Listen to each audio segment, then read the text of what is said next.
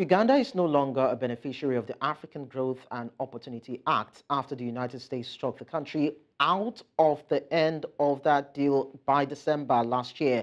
The decision was made after Uganda passed its controversial Anti-Homosexuality Act last year, a law which could impose life imprisonment or even the death penalty for same-sex conduct. AGOA gives eligible sub-Saharan African countries duty-free access to the U.S. for more than 1,800 products. Under the deal, Uganda has mostly exported agricultural goods as well as textiles duty-free to the United States. This morning, Professor Iraki, Economist, University of Nairobi, joins me to talk more about this. Professor Iraki, it's nice to have you around. Good afternoon or good morning. The United States of America has made good its promise by yanking Uganda off its Trade Preference Act, popularly known as AGOA. Some have said it is distasteful, but what's your opinion? That's an interesting observation because if you look at the way AGOA was framed, it is very much unlike other bilateral or multilateral trade agreements. There's no dispute resolution mechanism. So the U.S. president has a lot of discretion on deciding whether a country should stay in AGOA or not. And that is what Uganda did when they could not satisfy certain criteria. There's a number of listed AGOA criteria that you have to satisfy. And if you don't satisfy them, the US president can easily remove you from that list. And that's what happened to Uganda. Some people might see it as unfair, but that is how the deal AGOA was framed. There are certain conditions you must fulfill. If you don't fulfill them, you get yanked. Well, it's quite interesting. The U.S. blames Uganda for its flagrant disregard for human rights. Of course, we know that U.S. is also doing the same in this regards by trying to impede Uganda's trade benefits. Now, seeing that the law is popular among Ugandans, though the government prohibits it, what do you think this issue relates to, most especially for Uganda? Because if we are to literally look at it, what does anti-homosexuality law have to do with bilateral trade? So isn't that using an upper hand to upend Uganda's benefits that could be gotten by the trade, of course, having to access U.S. markets? It's a very perplexed situation because if you look at the AGOA entry conditions, one of them is human rights. And it appears in the U.S., the human rights is interpreted more broadly than in Uganda. If you find the Ugandans arguing, they are saying that homosexuality, LGBTQ is against the traditional values and norms. But when you look at it from the point of view of Americans, they probably see homosexuality and LGBTQ as part of the normal human rights. But for the Ugandans, they say it's against their traditions. So when you look at it from American point of view, Ugandans are violating human rights by not recognizing homosexuality or LGBTQ. But from the Ugandan perspective, is against their traditions, is against their traditional values. So that conflict seems to be resolved in the favor of the American perspective, which seems to stand out when you compare the traditional Ugandan values and American values and views toward the human rights. Now, the Ugandan economy has significantly benefited from the program since its establishment in the year 2000. What impact will this now have, looking at the expulsion, what impact would that have on the country's economy now? I think any country in Africa looking for a bigger market must look at the US. The US is a big market, very high purchasing power. So any country in the world would want to export the US market because it's a big market. People are rich, people are affluent. So I think that the Ugandans are going to feel the effect because it's a natural agricultural country, and most of the exports to AGOA were agriculture. And a lot of people are getting jobs from this particular deal. So we expect the Ugandan farmers, the Ugandan people in the supply chain to feel the effect. And it's not the best because any job lost in most developing countries like Kenya, Uganda, and so on is too many jobs lost. So is there any form of discrimination? Because when we look at the numbers, it appears AGOA only accounted for about 11% of total exports to the U.S. from Uganda in 12 months to June 2023. But then, just as you said, when we compare that with Kenya, it did 26%. So is there any form of discrimination in terms of U.S. trying to access or open its markets to African produce? Or does it have to do with the standard or the quality of these products coming from the African continent into the U.S. markets? I don't think there's any discrimination, because at the end of the day, it's about the US and the country. So Kenya, Uganda, and other countries that are eligible for AGOA sit with the US, and they agree the conditions they're supposed to satisfy to export to that market. So if they satisfy, they continue exporting. But it's also about the capacity of the country. If a country is able to satisfy, to become productive, to manufacture all it is supposed to be exported to the AGOA market, then they export more. So there are about 1,000 products that you can export to the AGOA market, but not all countries are able to export all that.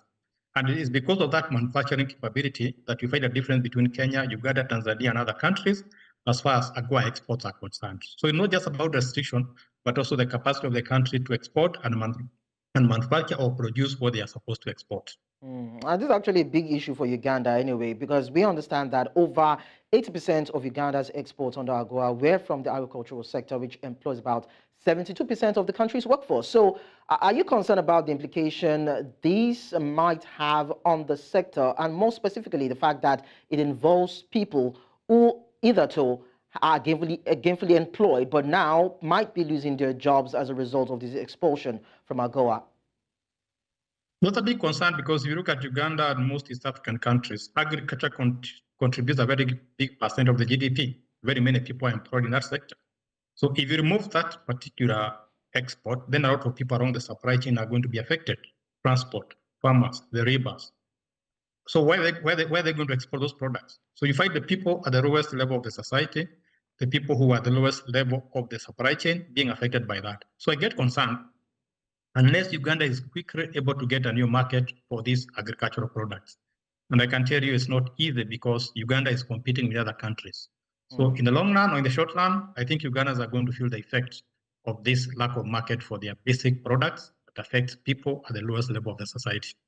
We'll talk about the issue of an alternative market for Uganda's products in a bit, but then let me quickly share this with you. In a letter to the Speaker of the U.S. House of Representatives, Biden, that is the U.S. President, Joe Biden, said that despite intensive engagement between the United States and other countries under scrutiny, including Uganda anyway, the countries failed to address concerns about their non-compliance with the AGOA eligibility criteria. So I'm concerned, what exactly are the details of that criteria? What option did the U.S. offer them, if you can share your thoughts with us? And when I look at the AGOA conditions, there are things like opening the market, making your market open, making sure that you don't impede U.S. trade and investment in your country, making sure that you adhere to the rule of law, making sure that you respect the human rights. So those are some of the conditions that AGOA you must follow for you to do that. But the Ugandan case, it seems that one sticking issue has been the issue of human rights, specifically LGBTQ or homosexuality. And if you look at the media, the Ugandan media, even the president himself, he has been very vocal and saying, wait a minute, these are our values. The values might be against what Americans are saying, but they're sticking to that and saying, this is Uganda, we have our values, we have our perspectives about relationships, about marriage, about what is legal and what is illegal. So that conflict is, I think, the sticking point between Uganda and the US. And I don't see Ugandans backing down anytime soon from what I've heard from the Ugandan media. Now, let's talk about the AFCFTA. Now, looking at intra-Africa trade, at this stage that we are, do you think that these particular agreements can be instrumental for Uganda if it's able to absorb it and implement it to the letter, looking at having its products or its commodities being transported to other African countries? Probably there's an African market that might be a ready buyer for Uganda's produce. Do you think that is possible? Or are there alternative markets that you think Uganda should be exploring? We talk about China, we can look at Europe, we can look at Asia. Are these alternatives that Uganda might need to look into? Uganda can look at other markets that you have mentioned, Europe, Asia, and so on. But those markets are not going to be available immediately. So one of the areas that Uganda can focus on is African free trade area. Charity starts at home. And if you look at the gravity theory of knowledge, of trade, you trade more with your neighbors. Like one of the leaders, Kenya's leading trade partner happens to be Uganda. So I think it's the time the African free trade area was developed, it became active, so that if we have a nascent African market, then we can be less, we can deal with the outside market easier. so that if African Free Trade Area can take something like 50% of our exports, then we are just worried about the conditions that are given by other countries. But as long as a big chunk of our exports are going to other countries far away, we don't have control over, then we are going to keep on complaining that we are being locked out of other markets. So it's the time we developed African Free Trade Area, became active, and we became more self-sustaining in terms of trade. Well, just to wrap up, Professor Iraki, now as at April 2023, Cameroon tried to boost export revenues to fend off a potential debt crisis by relaunching talks with the U.S. to rejoin AGOA after being suspended in 2019. So do you think that Uganda might be forced to bend to the West's rules in order to protect its economy amidst challenges? Because if it's not able to have alternative markets, as you've mentioned, for its exports, then the possibility of having to go back to the West might just happen. What do you think? It is very possible, but my bigger worry is that whatever happens to Uganda is going to be an example to other countries. So other countries are watching how Uganda is going to react. If Uganda bets and says we are going back to AGOA because we are not able to satisfy our exports, then other countries might be more willing to bet to the U.S. interest and U.S. perspectives. So I think Uganda might be able to bark because they may not get that market immediately.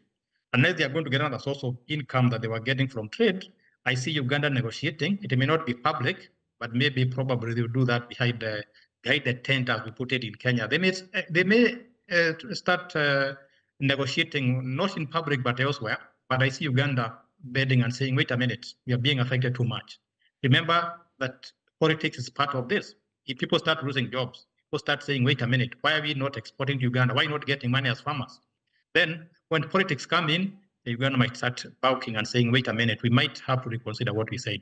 But I don't think it will be public. Professor Iraki, Economist, University of Nairobi, it was nice talking to you. Thank you, and have a happy new year. Same to you too.